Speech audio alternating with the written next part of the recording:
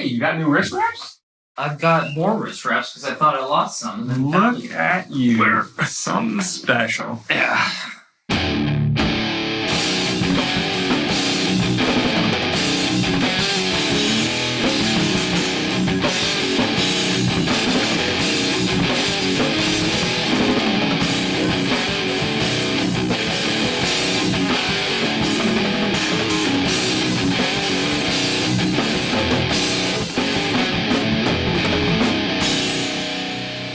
All right, we're gonna finally do this thing. Are we gonna quit talking about a podcast and actually start one? No.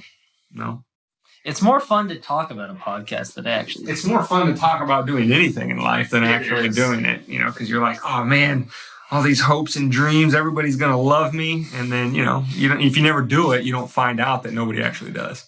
Yeah.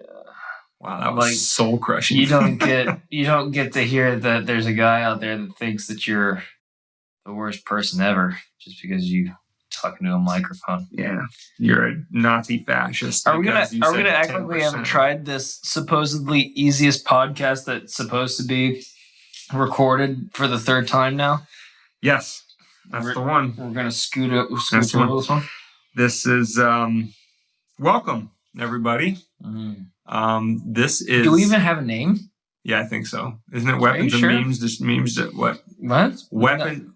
Wait a minute. What is it again? Weapons. Your mama's rotisserie The weapons chicken? are plural, I believe. My mom cooks one mean rotisserie chicken. Okay, Publix rotisserie chicken. They got nothing on my mom's rotisserie chicken. If you're challenging Publix, you better come correct. If you're challenging Publix rotisserie chicken. Weapons of meme destruction, I believe. Okay. I think weapons is plural and meme is not. It really rolls off the tongue. Yeah.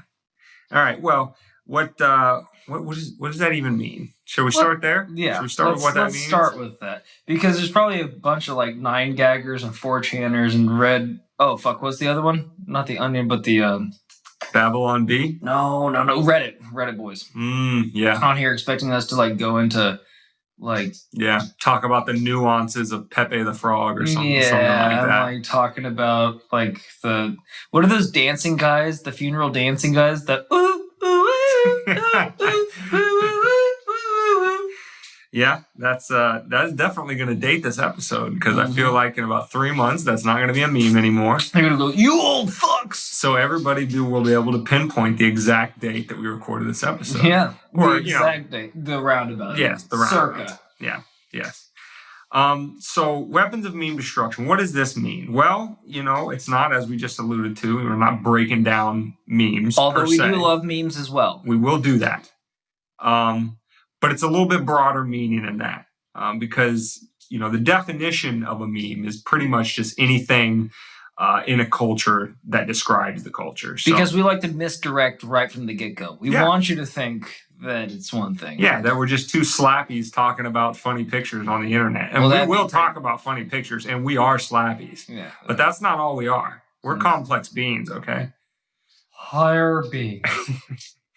So anyway, what we're going to talk about, what the ostensible purpose of this podcast Holy is. Fuck, that is a word. You're just gonna come at him with a top drawer word like that right on the first podcast. Top shelf, baby. Grab it right off the top there. The purpose of this podcast is we're going to talk about things that have become a meme in culture. Yes, it can take the form of what we often talk about meme, funny picture or whatever the case may be. But there's a lot of other deeper memes in society that people just imbibe and just kind of regurgitate over and over again like it's truth. So let's talk about one in particular, right? The social contract. That's just something that people just trot out anytime you say, well, government shouldn't do X. Well, too bad, citizen. This place is ruled by a social contract, which you've consented to because you lived here and you haven't moved. So anything the government does with your money, good, bad, or indifferent, don't complain about it because, social contract. That is a meme that has been inculcated in society that we would like to attack. We're going to attack with humor. Scotty's on fire. We're going to attack with logic. We're going to attack with reason. But in order to accomplish all of those things, and whether you Love us, hate us, We're going to agree attack with us, from the front, or disagree. from the flanks, and my personal favorite, the rear. We want to tell you a little bit about who we are, because want is a very subjective word. We kind of have to, don't we? Well, yeah, we think it's important that anything that you're given, meme or otherwise, any sort of information is always going to be presented to you as objective truth, and that's why you should accept it, blindly. We don't want you to do that with anything we say on this podcast ever. But we do want to give you an insight as to who we are, because it will make a lot of sense about why we see the world the way we do. And whether you happen to align with the way we see the world, maybe you have similar lived experiences and maybe yours are vastly different. Obviously, we hope to convince you. Why wouldn't we? Or at least change your perspective. Quick side note, Should I just read right off my Tinder profile, or should I just come up with, Yeah, do that. Should I do that? I think we all put our best selves forward on our Tinder profiles. Like wants, dislikes, safe words and stuff? Yeah, exactly. Okay. Exactly. So we're gonna start right there. We're gonna dive right in, tell you who we are. And we hope that this is the first episode that you listen to no matter what. If you're a new listener and you start at episode 150, hopefully we make that many. We want you to start with intro episode first so that you know who we are and how we approach the complex memes that are in society that we hope to change to make this world a little bit better than we found it. My name is Dane, and this is my lovely friend / I don't know if he wants to associate with me as family, but I'll let him introduce himself. We come from the same primordial ooze, therefore we are family. But yeah, my name's David. Hi, nice to meet you. Enjoy long walks on the beach, a nice glass of Chardonnay, and safe word is, let's go with sea cucumber. Let's go with sea cucumber. It's a callback. Isn't that 2 words? It's a call. Well, words, you want it to be very specific. Okay. Trust me, if you're into what I'm into, sea cucumber. You're right. I can't imagine sea cucumber coming out of my mouth a lot of different ways. You don't want it to be, oh shit, oh Christ, because you might just say that in the pure ecstasy. Right. Sea cucumber. I've never blown a load to sea cucumber. Wow. All right. Leading right out of the gates. There we go. I think that lets them know who I am. I think you've probably gathered from the few minutes we've started here. I'm clearly the funny one. Clearly. He's super serious. Super.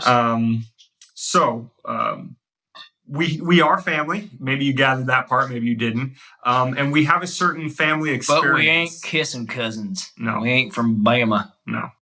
No offense to anybody from Bama.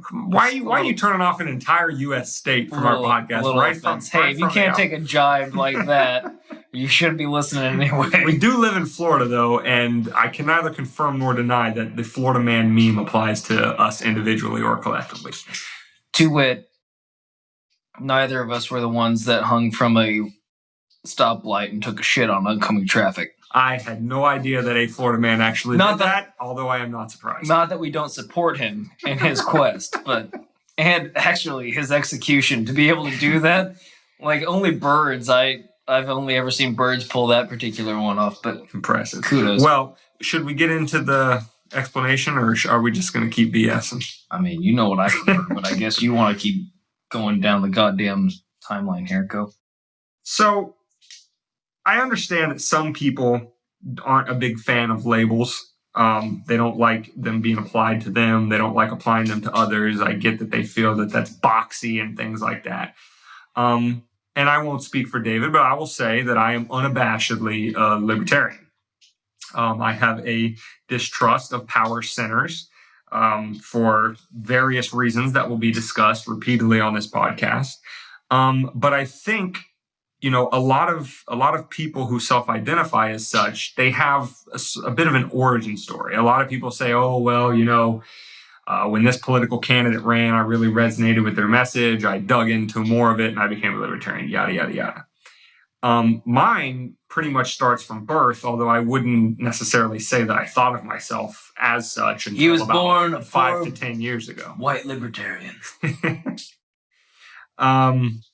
And when I say I was born into it, a very, very brief story. Our family experience, our grandfather. Oh, we're going right here. Wow, I did not know we were taking the trip to Series Town. We were out of the frying pan and into the fire. Oh, okay, here we go. We're happy to discuss this with anybody who wants more details. But our grandfather was in Vietnam. He flew F-105s, and he was part of his mission was to. Wasn't it the Thunderbird? Yeah, F-105. Thunder Chief. Thunder Chief. That's it. I feel like we should know these. We knew his call sign. These details beforehand. Fucker. First curse word of the day goes to David. Shocking. And part of what he was tasked with doing was bombing a portion of the Ho Chi Minh Trail, which the NVA used to get supplies south towards the front line. And they diverted into other countries that we weren't technically at war with, in this case, Laos. So for the United States to bomb non-belligerent sovereign soil that we didn't have a declaration of war with was a violation of many international laws. And when our grandfather was shot down, we're being very broad brushy here, but that was a large part of the reason why the United States government abandoned him. And he wasn't the only one. There were thousands of others. Thousands. We talked. Listen, I thought I put the phone further away from the mic than this. Strategy. Mea culpa, okay? Hard surfaces. So he was abandoned.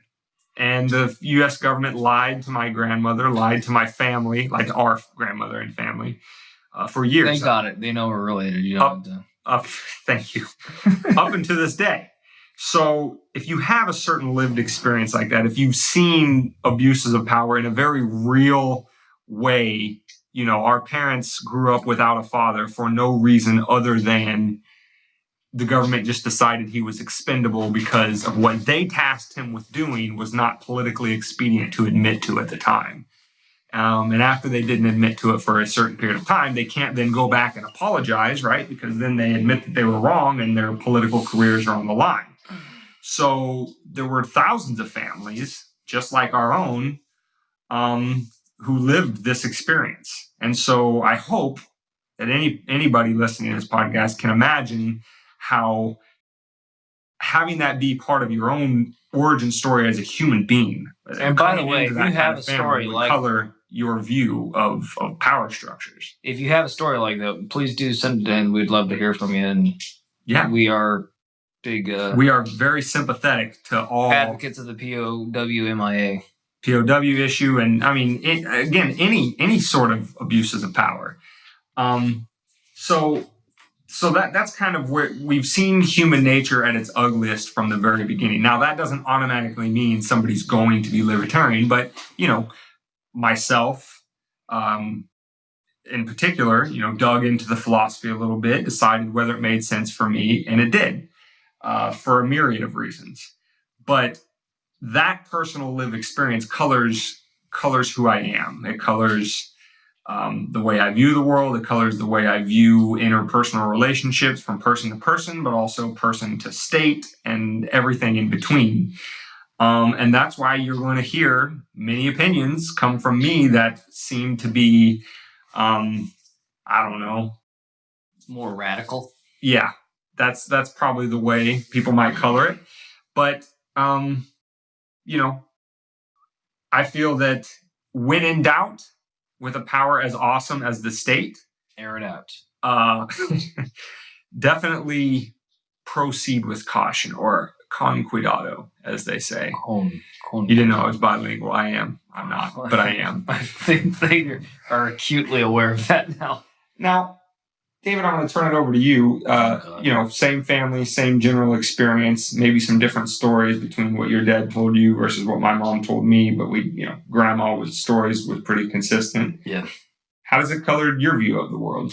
Well, obviously, I could sit here and repeat all the things that you said, but, I mean, really, they did kind of keep it away from us for a long time, but I'll spare our listeners, any more nuance into this, and my reasons for being on this podcast are, number one, I like to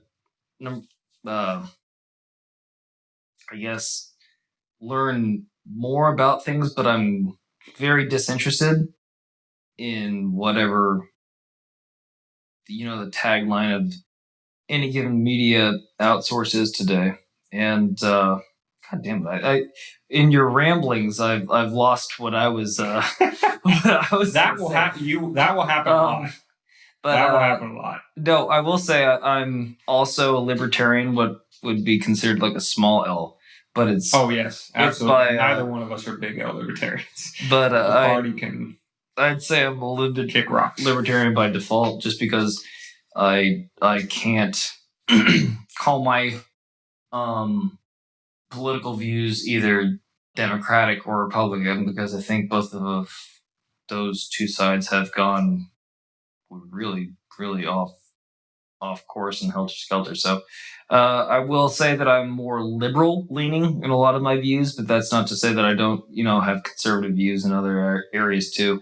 So that's really, I've been kind of boxed into this one little situation because, as we all know, we can't have more than two political parties in this country, because that would just be fucking crazy. So a little bit of background on me. I went to. You didn't even mention your. I don't think anybody personally cares about my personal background so much as. I mean, that's just me. Right. Okay. I don't. All right. I won't go into where I went to school and all that kind of stuff. I studied at Harvard for the first couple of for my undergraduate. I also liked a summer in the Hamptons. No. I guess. I mean, they already know where you like to walk on the beach. They know what your safe word is. Yeah. Seafoam. They don't really know what I'm into. No. Yeah. I mean, that's probably for the best. Basically, if you bring it up with a soft enough tone and we ease into it, there's not a whole hell of a lot that I'm not into. So, just play your cards right. You never know where things might happen tonight. So anyway, it's a basic background on me, and also I like to make music too, from time to time. And you may have noticed when you loaded up this podcast episode and fired it at your face that are we putting it on here? That sick riff leading into the show and the sick outro at the end, was recorded by Mr. David himself. Well, I had a helper.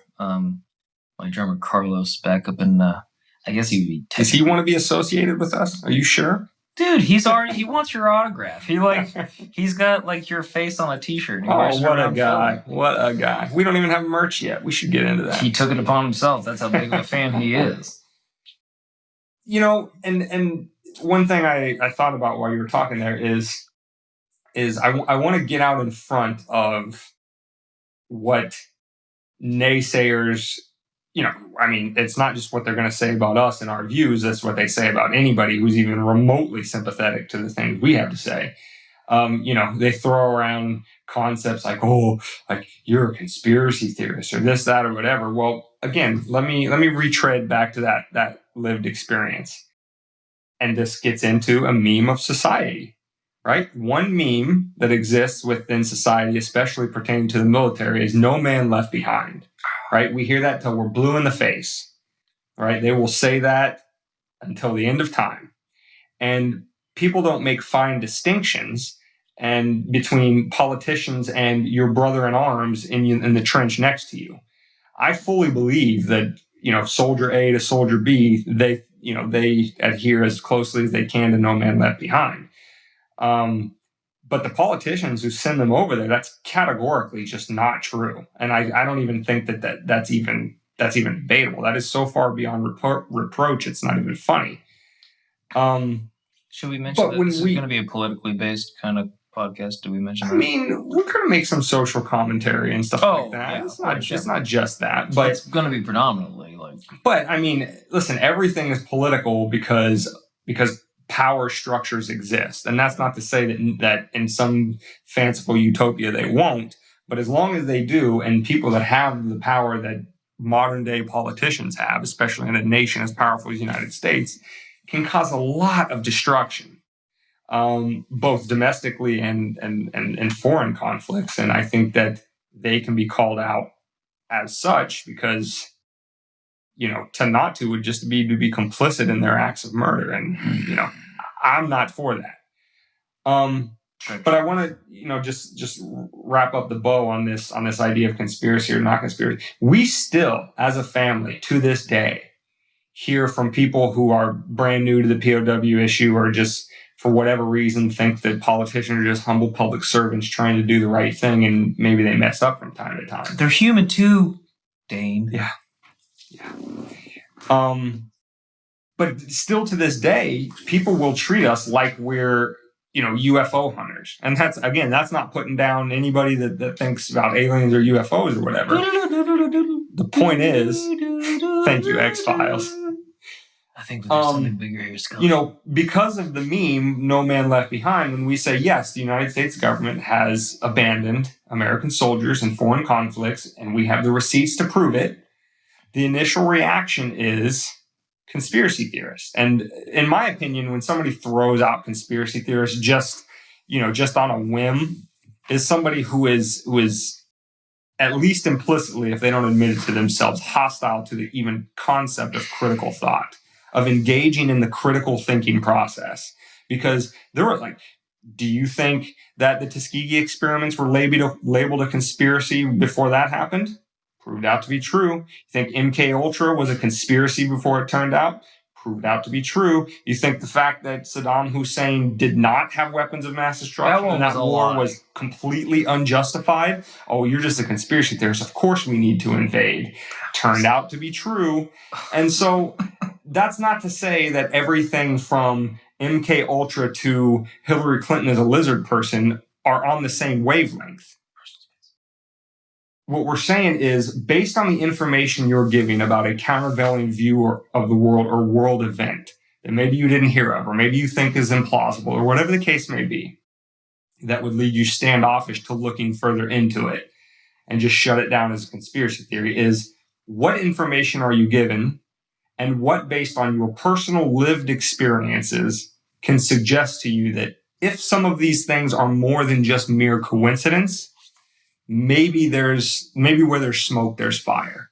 And like I said, our family has the receipts. There's been documents that have been declassified around the POW issue for the last 15 to 20 years that we can pinpoint where somebody came to my grandmother's house in the early 70s and said, we're pretty sure your husband's dead, this, that, or whatever, da-da-da-da. And then we have interagency memos between them at the same time, but declassified far later, where they are talking explicitly about knowing where live, David, our grandfather, there is relation. There's tons of Davids in this family. Don't try to keep them with them. Where he is. So again, we have their own receipts to use against them to say, yes, you abandoned American soldiers, but yet because of the meme in society and a lot of other reasons, our family has been labeled conspiracy theory. The general POW movement, the idea that the American government would engage in this behavior, is treated like that. So would you say? So when we hear somebody else, the grand point is, sorry. He's got to keep me on track. He has an agreement. Oh, no, I'm supposed to keep you off track, fuckface. What I'm saying is, so basically, what I'm going to help you mount what's your point right now. Yes, that is, I love it. Write that down. We're putting that on merch. Summit Mount, what's your point? we can't. You're laughing. I'm serious. Pick up the pen and paper. Write this down. This is how capitalism works, baby. Finish. That's from a sitcom already. From Letterkenny. All right, we'll come up with our own version. We'll flip it around. I'm sure they don't know. Oh man, I just lost a bunch of cool street cred points for not knowing that. Everybody hates me now. Anyway. Anywho, yes. What we're saying is have an open mind. To the point is, we will have an open mind towards hearing a lot of other things that may not comport with how we think the world is, but we'll at least do whoever's proposing the viewpoint to us. We'll do them the common courtesy of saying, all right, I'm not partial to this, but I'll look into it and I'll let you know what I think. And if you have to agree to disagree at the end, then fine. We're fine with that. We still like but it. We, because of our lived experience, we will hear things or see things in society and interpret them in a completely different way than somebody who might just be, oh, well, there's no way that's possible. Which clearly makes us better than you. Like I told you, I'm the funny one. Yeah. So that's if that's how we see a lot of world events, we might have different opinions, but all we're trying to do here is present them to you, suggest why the memes you and we were also taught to believe might be wrong. And that maybe if we accomplish with enough of you or enough of the world, not just us, but other people of a similar, liberty oriented worldview, if we can convince enough of the rest of you that maybe liberty is the way to go, well, maybe we will actually be the change we want to see in the world. There is some amount. What's your point? Yeah. Very ecumenical. Let's put a fucking flag in it. Let's haul ass back to base camp. I know you had something funny to say over there. You were brewing. I don't have anything. Dude, I was just soaking it all in, man. Making fun of me. I wasn't making fun of you. He has a tendency to be a little verbose. Can be long-winded. He's well-intentioned, as am I. And I guess what we're trying to do is just impart our perspectives. Try to help you solidify your own perspectives, even if they don't necessarily match up with us. Yeah, if we're dead wrong, well, you just have more evidence to support your own view. Yep. But you got to engage in the process first. Let's get you can't engagement. Don't just shut people down with glib responses like conspiracy theorist or racist or whatever the preferred shut down word or shut down concept of the day is. Listen to people. Bad ideas need just as much daylight as good ideas because the bad ideas need to be aired out for what they are. Let us assess their underlying premises. And if it doesn't stand up to logic and reason and basic morality, like don't hit people and don't take their stuff if they're peaceful people, if it doesn't line up with those values, maybe that's not the world we want to live in. Data on that whole not hitting and taking their shit principle. The receipts will be forthcoming. But I don't know. This might be a world record for me talking for a short amount of time, but I think I pretty much got it off my chest. Let everybody know who we are so they can analyze us through that lens. And if you still hate us, see what they think.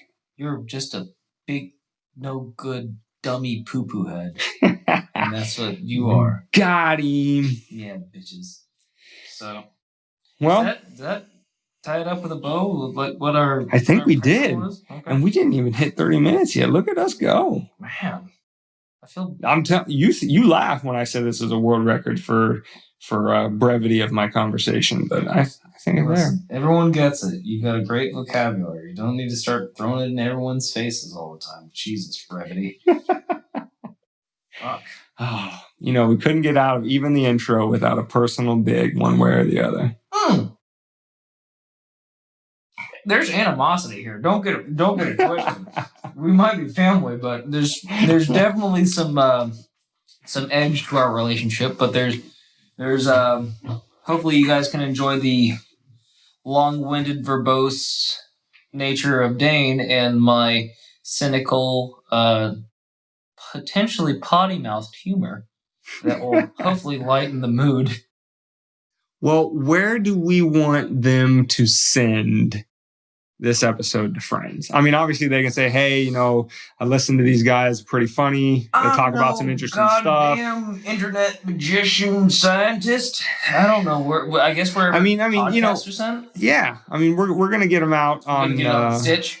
We're gonna. Maybe can you guys go for that Joe Rogan paycheck and get on the spot? Get on that spot? Can you guys believe we started this without looking into any of that stuff? Wow. We're totally planned out people who have been thinking about this for 2 years. We're like every other Joe Bush, but we should start a podcast. We're funny. Everybody wants to listen to us. I'd want to listen to me. Fuckface. I've been listening to me my whole life, and it makes a lot of sense. My God, if there was just a way I could listen to me more. I think in we're gonna try to be on every podcast service you can possibly think of. Like David said, until somebody throws Joe Rogan's money at us. But presuming we're just not that entertaining, I mean, maybe just one or two, just to get started, just to get our toes wet, just to dip the toe. Yeah. So Even if that's not the case, let's aim for iTunes. That's what we're going for. And listen, you don't even have to know politics. This one out. You don't have to. You don't even have to really like politics because I've tried to. I mean, 2/3 of the country clearly doesn't. God, I don't blame them. It detests me, or I detest it. Yeah, I'm sure. I think it's mutual. I think it's not mutual. I think that's pretty clear. Have you tried driving around without your seatbelt on, where that hurts nobody but you? Well, go fuck yourself. Didn't you know? Extortion fee, sir. Didn't you know you could inject through your windshield and into another person, killing a small innocent child? What are the odds of that? Get with the science, son. The science says. The science. Okay. Anyway, they'll definitely be able to carbon date this fucking episode now. Yes, they will. Anywho. So you're on all your podcast services, but we also want to let you know this is being launched simultaneously with a website that's going to host this podcast and a blog. The blog will be handled by co-host number 1, Danye, otherwise known as Dane. Dane and friends. Any contributing authors who would like to associate with us, we would like to associate with you, write articles that are on topic and relevant to our fan base. So yourselves, your own audience, if your audience is you, contribute to the blog, but also on all these podcast episodes, definitely reach out in the comments, tell us why we're wrong, tell us why each other's wrong, just have the discussion. That's ultimately what we're into, is having a discussion. And this will all be found at wmdpodcast.com. And this episode in particular, if you want to go straight to it, will be wmdpodcast.com/intro. And then I'll be in charge of all the behind the scenes stuff, the cleanup after the shoot, what the fluffers really prefer to do, like what their angle is on it, and maybe even some music that I knew. As soon as he started cleaning up set, I knew Fluffers was going to be in there. Yeah, it was. I hate the guy, but if I don't know my cousin, I don't know who else does. My God. So yeah, go there. You can download episodes there. There will be show notes at the bottoms of these episodes as well, where we'll link a picture of the meme that we discussed, or whatever, say, New York Times article or tweet. Somebody tweets, and we'll put that up there. So that's where you'll see what the meme is of the day that we're discussing, and any articles and links that we have to support the things we say or refute the things other people say. And you never know, maybe if you guys write in with a topic or a meme or something like that, maybe we can get some suggestions in there too, and we'll do and we'll call you out if we feature your particular meme or suggestion. Absolutely. So, engagement, my friends. You want to build a community? I love it. I love the word. Build a community that is fully engaged with each other. And then hopefully, as the dialogue continues, it bleeds out of our circles. People that might immediately be turned off by our worldview or not want to listen to us, but they trust you and listen to you. I think I got a tagline. You share the content, and everybody's talking more. I think I got a tagline. Hit me with it. Let us be the collective mouths for you all that we supplely place on the genitalia of America. How about this? This one might be a little more family friendly. I think that's a t-shirt, my friend. Let us be the least blind of all the blind mice. Oh, God. Where's the passion in there? That is so... Bro, that's deep. That's deep. But, okay, Jean Valjean might be like, that's a sweet t-shirt, bro. Like, most people are going to be like, I like that t-shirt with a gin tonic. Okay, how about this? And then, guess what? Mouth going on Florida, because it looks like a penis. Are our fans really listening to how us trying to pick out who our audience is from the beginning? Are we letting them hear this? Maybe. All right, we love them, but we know who our people are. Yeah. And we want those people to be you and the people you care about. You fucking deviants. Have a good one. Enjoy this outro from David.